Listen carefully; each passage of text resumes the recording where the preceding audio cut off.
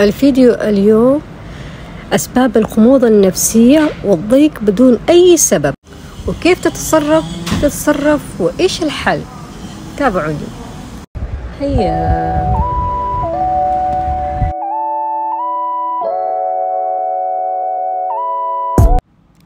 مرحبا على قناتي ميمو. هالفيديو أتكلم عن الخموضة، عن الشعور اللي يجي فجأة بدون سبب واضح، عن التعب النفسي اللي يحسسنا إنه كل شيء ثقيلة وإننا ضايعين حتى وإحنا وسط الناس. قبل لا أعطيكم النصيحة خلوني أقول لكم وش ممكن يسبب الخموضة، لأن كثير المرات نحس بالضيق، ملل، حزن، توتر، بس ما نعرف ليه. وأحيانا تكون مشاعرنا متراكمة، نسكت، نتحمل، نضغط على نفسنا، وبعدين فجأة نحس إنه بالضيق. إذا أنت تمر بهالشعور اليوم لا تحسي إنك وحدة، ترى كنا نحس كده، حتى اللي نضحك كثير وحتى اللي دائما نساعد غيرنا. لا تستحي من شعورك ولا تسكتي ولا تستسلمي، هذا سبب التراكمات فقط. حتى ولو ما في أحد يسمعك، اكتبي اللي تحسيه أو سجلي صوتك، فضفضي، خدي استراحة من السوشيال ميديا. مرات نشوف الكل سعيد ونقارن، خدي بريك وخليكي مع نفسك شوية. يمكن في صوت داخلي يقول أنا ما أسوي، أنا مو كفاية، أنا فاشلة. هالأفكار تصنع غمة في صدرك وتخليكي متضايقة حتى لو يومك كان عادي. لا تستسلمي. تعرفوا، ممكن فيه 7 أشياء كنا نسويها وما كنا ننتبه، وهذا السبب الخموضة. الآن راح أقول لكم ال7 الأشياء إيش هو، والآن راح أعرفكم إياها.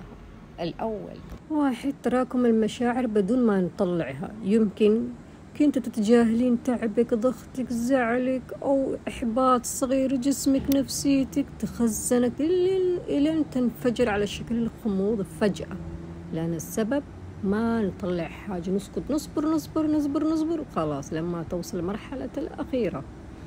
هذا هو السبب. 2، الروتينية الملل.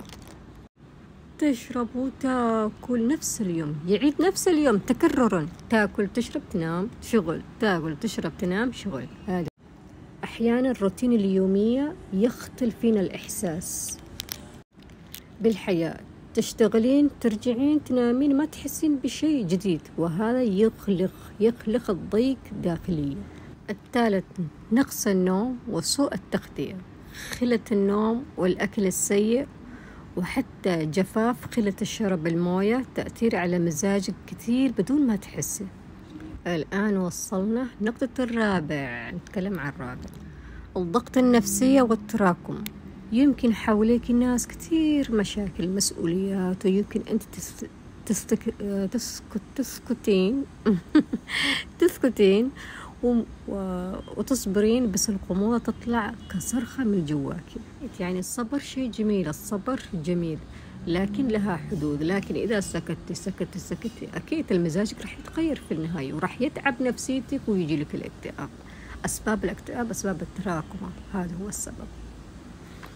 والصدمات، طبعا الصدمات. الآن اليوم الموضوع من موضوع الصدمات، طبعا موضوعنا اليوم موضوع الخموضة، وراح نوضح الخموضة. الحين باقي لنا الحين 5 6 7، وراح نعطيكم كيف نساعد وإيش الحل. 5، تحسين ما في أحد يفهمك وما في حوارك حقيقي، حتى لو في ناس حواليك تحسين وحدة. هذا توجعك وتجيب لك خموضة رقم 1. وصلنا 6، الفترة ما قبل الدورة الشهرية. الهرمونات تلعب دورة كبيرة في النفسية وتخليك تحسين بالضيق أو خموضة بدون سبب واضحة. هذا هو السبب الموضوع، الخموضة. أحيانا وقت الدورة بيجي لنا خموضة ونحسب نحن عندنا أمراض نفسية، نروح المستشفى. لا يا حبيبتي، يا حبايبي، تابعوا مشاكلكم في داخلكم عشان تفهموا إيش مشكلة عندكم. الآن وصلنا الرقم 7، والرقم 7 هو أصلا أفكار السلبية. ما توقف إذا ما وقفت الأفكار السلبية معنات نفسيتكم منتهية. خلنا نكمل. يمكن في صوت داخلك ويحطمك ويخليك مكسورة مجروحة ويذكرك الماضي بدون أي سبب، وأحيانا تتحطمي وأحيانا تتأملي ويفشل هذا الأمل. لا تستسلمي. وبعدين طبعا في كثير لما يفشلوا حاجة خلاص منتهين، بيطلع فوق السرير والنفسية تعبانة منتهية، خلاص انتهيت وانتهى. لا تستسلموا. كل شيء بعد المحاولة فيها نجاح، وبعد الأمل فيها خير. استودعوا أمركم إلى رب العالمين وكل شيء راح يكون أفضل وأحلى مثل ما شايفينها. توكلوا على الله وكفى بالله وكيلا. الحمد لله. من خال الله ما خاف. خليكم متوكلين على الله فقط. بعطيكم نصيحة صغيرة بس صدقوني راح تفرق كثير ويتحسن حالتكم. أول شيء احافظوا على نومك. ما تتخيلون كيف السهر يخلي الغموض أسوأ ويخليك تحس الدنيا كلها ثقيلة. حاول تنام بوقت مناسب، جسدك محتاج يرتاح عشان قلبك ينهد. ثاني شيء ابتعد عن الأماكن اللي تسبب لك تراكم الضغط أو مشاكل، سوء الناس السلبيين أو بيئة مختنقة أو حتى حسابات في السوشيال ميديا تسبب لك التوتر. خليك صادقة مع نفسك.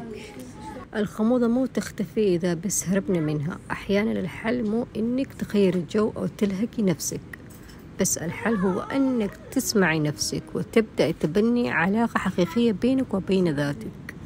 جربوها كل يوم لو حتى دقيقتين، تسألوا نفسكم وإيش أحس، وإيش أحتاج، وإيش هي اللي بيضغطني وأنا ساكتة عنه. يمكن لها تحسي إنك تضيعي، بس شوي شوية تبدأي تفهمي نفسك أكتر. وأوقات ما تفهمي نفسك الغموضة ما راح تكون قريبة، بتصير رسالة مش إحساس يخوف. أتمنى منكم يعجبكم الفيديو. إذا عجبكم الفيديو لا تنسوا اللايك والتعليق والاشتراك، مو بس عشان الأرقام، عشان أعرف أكمل وأعرف من فعلا يسمعني من القلب. سلام. هيا.